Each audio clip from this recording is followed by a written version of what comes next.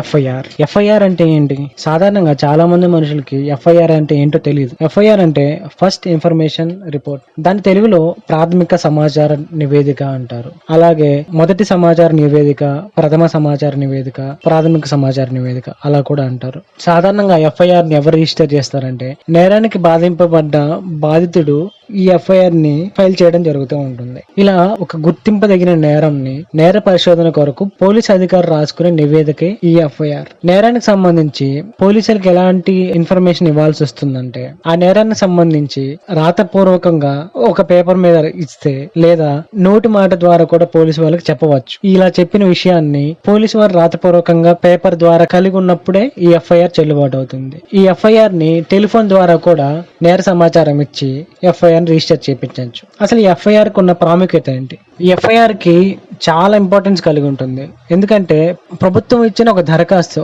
లేదా రిజిస్టర్ అనుకోండి, ఆ రిజిస్టర్ లో ఒక నేరం లేదా ఒక కేసు దాన్ని లిఖితపూర్వకంగా రాయడం ద్వారా ఎఫ్ఐఆర్ నమోదైందిగా పరిగణిస్తారు. ప్రతి ఎఫ్ఐఆర్ కి ఒక నెంబర్ ఉంటుంది. నేరానికి బాధింపబడ్డ వ్యక్తి ఎఫ్ఐఆర్ ని ఫైల్ చేస్తాడో అప్పుడు పోలీసులు ఆ బాధితుడికి ఒక స్లిప్ ఇవ్వడం జరుగుతుంది. అంటే ఎఫ్ఐఆర్ మీది సక్సెస్ఫుల్ గా మీకు రిజిస్టర్ అయ్యింది అని చెప్పడానికి. ఇప్పుడు మనం బ్యాంక్ లో అమౌంట్ డిపాజిట్ చేసినప్పుడు డిపాజిట్ ఎలా అయితే స్లిప్ ఇస్తారో అలాగే ఎఫ్ఐఆర్ ఎవరైతే బాధ్యత ఇచ్చినప్పుడు ఆ నేరం రిజిస్టర్ అయ్యింది అని చూపించుకోవడానికి ఆ నేరం రిజిస్టర్ అయ్యింది ఇలా ఒక చిన్న డాక్యుమెంట్ ఇవ్వడం జరుగుతుంది. ఈ ఎఫ్ఐఆర్ అనేది నేరానికి సంబంధించి మొట్టమొదటి చట్టబద్ధమైన పత్రం. ఈ ఎఫ్ఐఆర్ లో నేరం ఎవరు చేశారు, ఎప్పుడు, ఎక్కడ, ఏ సమయంలో ఎలా చేశారు అలా ప్రథమ మరియు ప్రాథమిక సమాచారం కలిగి ఉంటుంది. ఈ ఎఫ్ఐఆర్ ని మీరు ఎప్పుడు ఇవ్వగలరు అంటే మీరు బాధితులైనప్పుడు, లేదంటే నేరం జరిగిన విషయం మీకు నిర్దిష్టంగా తెలిసినప్పుడు, లేదా నేరం జరగటాన్ని మీరు చూసినప్పుడు. ఈ 3 సందర్భాల్లో మనం ఎఫ్ఐఆర్ ని ఫైల్ చేయొచ్చు.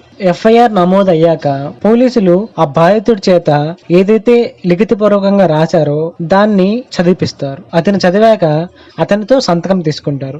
ఇలా తీసుకున్న తర్వాతనే ఎఫ్ఐఆర్ రిజిస్టర్ అయిందని పోలీస్ రికార్డులో నమోదవుతుంది. ఒకవేళ వ్రాతపూర్వకంగా చదివి వినిపించినప్పుడు ఆ సంతకం చేయవలసిన బాధ్యత బాధితుడి పైన ఉంది. ఒకవేళ చదువు రాని వాళ్ళైతే ఎడమ చేతి బొటన వేలు ముద్ర వేయాల్సి వస్తుంది. ఈ ఎఫ్ఐఆర్ కాపీని మీరు ఎఫ్ఐఆర్ ఎప్పుడైతే రిజిస్టర్ చేసి ఉంటారో అప్పుడు మీరు ఉచితంగా పొందగల హక్కు ఉంటుంది. ఎఫ్ఐఆర్ ఫైల్ చేశాక ఎప్పుడైనా సరే ఎఫ్ఐఆర్ కాపీని తీసుకోకుండా ఉండకూడదు.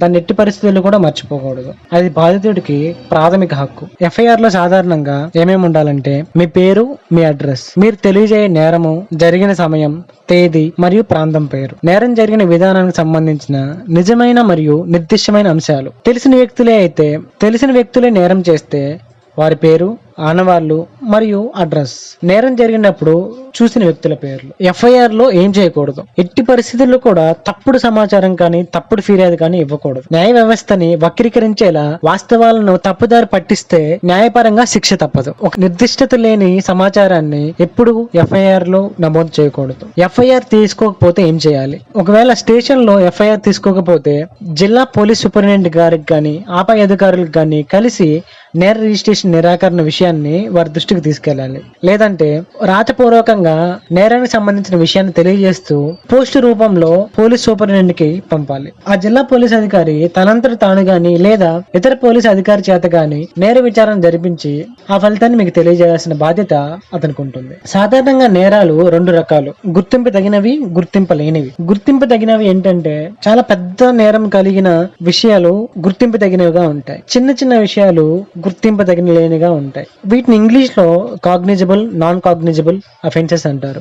కాగ్నిజబుల్ అఫెన్సెస్ లో ఎవరైతే నేరం చేసిన వాళ్ళు ఉంటారో వాళ్ళని అరెస్ట్ చేయడానికి పోలీసులకి ఎటువంటి వారెంట్ అవసరం లేదు. ఎప్పుడైతే నాన్ కాగ్నిజబుల్ అఫెన్సెస్ లో నేరం చేసిన వ్యక్తి ఎవరైతే ఉంటారో వాళ్ళని అరెస్ట్ చేయాలంటే ఖచ్చితంగా వారెంట్ అవసరం. సాధారణంగా ఎఫ్ఐఆర్ క్లోజ్ చేశారు అంటారు. ఎఫ్ఐఆర్ క్లోజ్ చేశారు అంటే అది కేవలం 2 పనుల వల్లే సాధ్యమవుతుంది. ఒకటి, ఎవరైతే ఎఫ్ఐఆర్ నమోదు చేస్తారో వారే వెనక్కి తీసుకోవడం, అప్పుడు ఎఫ్ఐఆర్ క్లోజ్ అవుతుంది. ఇకపోతే రెండవది, ఈ ఎఫ్ఐఆర్ అనేది హైకోర్టు కానీ సుప్రీంకోర్టుకి కానీ వెళ్లి తీర్పు వెలువడిన తర్వాత ఎఫ్ఐఆర్ క్లోజ్ అవుతుంది. ఈ 2 విషయాల్లో మాత్రమే ఎఫ్ఐఆర్ క్లోజ్ అవడం జరుగుతుంది. ఈ వీడియో కనుక మీకు నచ్చినట్లయితే దయచేసి లైక్ చేయండి, షేర్ చేయండి. మరిన్ని వీడియోస్ కోసం మా ఈశ్వర్ టీవీ ఛానల్ని సబ్స్క్రైబ్ చేసుకోవడం మర్చిపోకండి.